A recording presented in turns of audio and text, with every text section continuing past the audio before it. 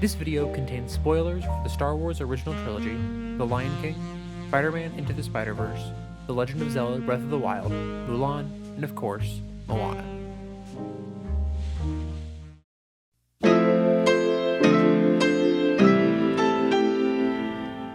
Stories about identity have always been important to me. I mean, look through this channel.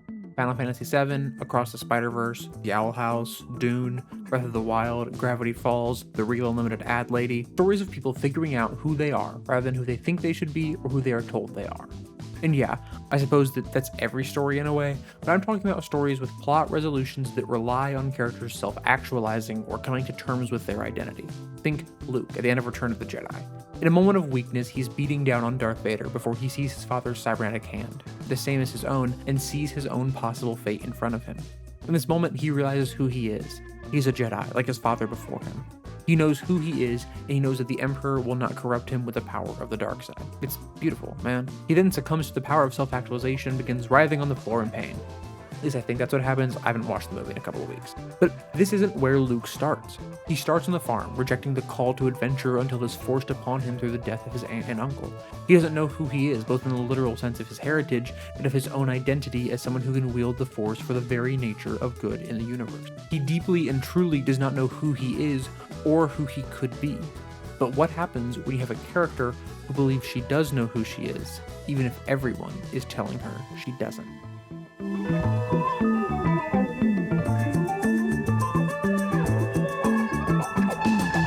You remember how Moana opens?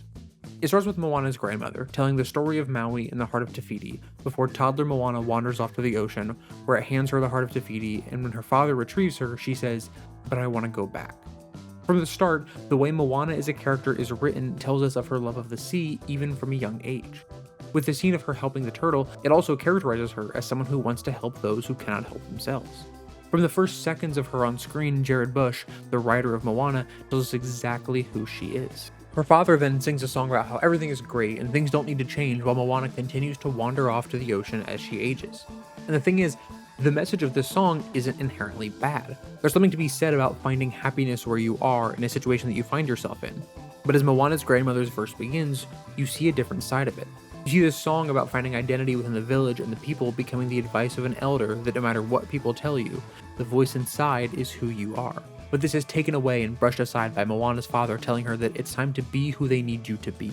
And in this moment, we see Moana begin to accept her fate. She decides to find happiness where she is, and she resists the call of the sea. In the following sequence, however, while we see her succeeding in her duties as she begins to become chief, there's an emptiness to her, and when she suggests fishing beyond the reef, her father tells her, "Every time I think you're past this." Moana wants to be a successful chief, but she cannot get past the call to the ocean, and even when she's making what could be a right decision and having the village fish beyond the reef, her father mistakes it as her once again succumbing to the call of the ocean, even as now she isn't. She's taking what she knows and trying to be the best chief for her people, and resisting the call of the ocean. And this is compounded by her mother saying, "Sometimes who we wish we were, what we wish we could do, it's just not meant to be."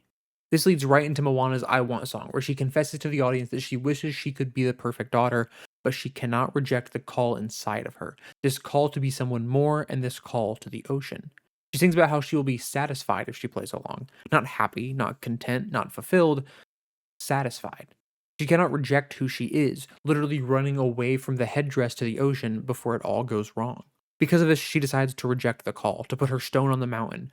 But her grandmother is in full crazy elder mode, her words, not mine, and she leads her to a cave that holds the answer to Moana's question that she keeps asking herself. Who are you meant to be? I'm assuming you know the rest. Moana realizes her people were voyagers, Lin-Manuel Miranda shows up, her grandmother returns the Heart of Te Fiti to Moana, she pushes her people to voyage, her father decides to burn the boats, but before he can, his mother falls ill, and in one of her last moments, her grandmother tells Moana to go, to tell Maui who she is and restore the Heart of Te Fiti. And in a reprise to end the first act, she goes. The first 30 minutes of this movie are a masterclass in establishing a character's identity, of who she thinks she is, and she triumphantly takes to the seas. Though Moana thinks she knows who she is, she really doesn't. She knows she was chosen by the sea to return the heart to Te Fiti, but she isn't secure in her identity, and she has trial after trial ahead of her. She's been told who she is, and though she believes her grandmother, she doesn't yet believe in herself. She must learn to sail all the time, repeating her mantra, I am Moana of Montanui. You will board my boat, sail across the sea, and restore the heart of Te Fiti.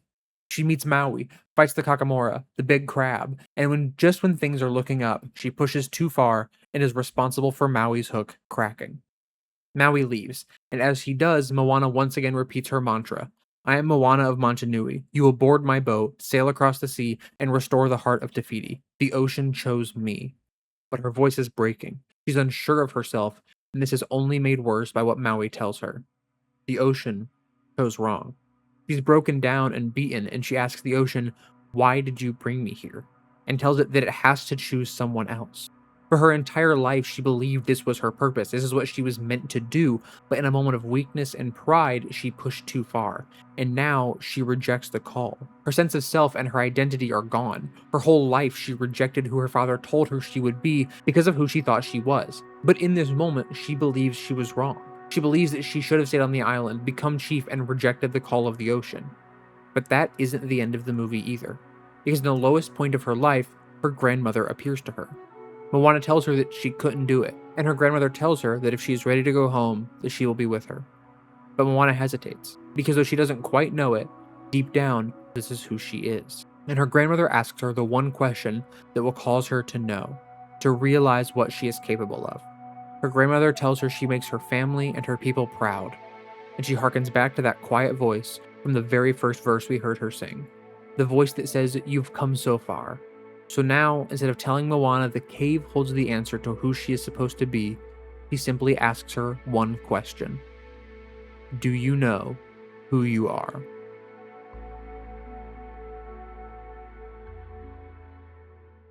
When Moana answers her grandmother's question, she starts by saying what she loves. Her identity begins with her love for her island. She was willing to stay on the island because the people need her, because she cares for her island and the people who are on it. We watched her almost give up her love of the sea for her island. But though she starts with her island, her mind quickly drifts to the truth of what we saw at the start of the movie. She is a girl who loves the sea. These two lines are why I went over the opening 30 minutes in such detail, because it's important to establish who she is. She says the sea calls her before she hones in on her identity. She sings that she is the daughter of the village chief, though she loves her island and the people, it doesn't stop there. She realizes who she is and the responsibility that she holds. As the daughter of a village chief, she has a responsibility to her people, not to her love of the sea. She sings that she is descended from voyagers who found their way across the sea. She's beyond defining her identity on who and what she loves. In these two lines, she declares her identity based on who she is descended from, what they did, and how they have called her to do more. She declares that she has, singing, I've delivered us to where we are. Her identity is now on what she has done. She has journeyed farther. Her identity is everything she has learned and more. Beyond that, everything she has done, both alone and alongside Maui, good and bad, her triumphs, her mistakes, and all of her actions. Her identity is her people, it is her heritage. And it is what she has done, but still something calls her. The call is still here, and she realizes it. The call isn't her people, her ancestors, or even in the ocean. It's inside her. It's who she is. We saw that she was a good chief even when her heart wasn't in it. Knowing it wasn't the fronds, it was the beam. She knew to plant a new grove. She knew all the options on where to fish, even the one her father did not want her to suggest. The call, her own talents and skills are inside her. They are who she is. The call may rise and fall, but as she carries her grandmother and her ancestors in her heart, she knows the way. She knows what to do. She can navigate and she can return the heart of Te Fiti, because when you strip everything away and when she is at her lowest, she is still her. She is that girl who loved the sea. She is everything she's learned and more. She knows the way. She is Moana. She retrieves the heart of Te Fiti, repairs her boat, and amends her mantra. I am Moana of Montanui. Aboard my boat, I will sail across the sea and restore the heart of Te Fiti. The call is her own. The knowledge is her own, and she has been called by the ocean and by herself. She's not taking Maui to restore the heart, she is restoring the heart. We see her at her peak, sailing like she never has before, but when she makes it to the mountain to find Te Fiti, the island goddess is gone. But she turns and sees Te Kā, and within her she sees her own failure, her own sense of lost identity, and in a remixed echo of what her grandmother asked her, she tells Te Kā, you know who you are.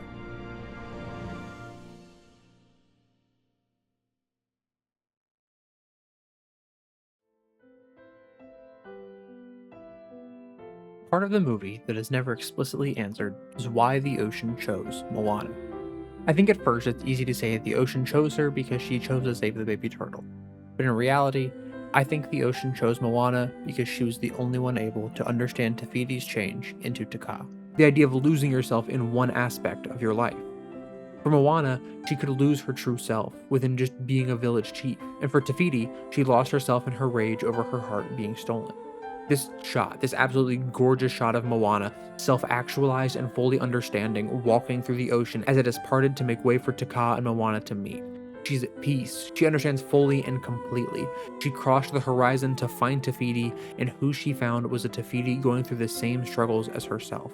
A Te Fiti who does not know who she is. She has lost herself. Moana now knows that one aspect of someone does not define who they are. Moana's love for her people does not define her love for the sea does not define her, and her heritage does not define her. It is all of these things together that make her who she is. It is Te Fiti's rage, her love, and her care that together define her. Moana recognizes Te Fiti because she recognizes herself and her own struggles in the lost goddess. She doesn't fight, she doesn't run, she tells the ocean to let her approach her. She tells Te Kā that this does not define her. She tells her that she, Te Fiti, knows who she is.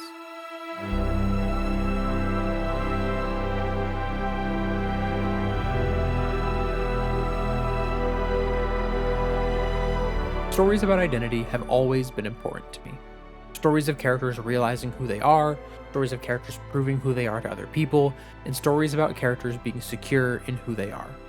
I've historically been an insecure person in who I am, and seeing characters self-actualize into who they are is meaningful to me. It's one of my biggest emotional triggers in movies. I always worry in some of these videos that I don't add enough, because I don't want to just summarize things, but sometimes I just want to talk about a story and how much it means to me.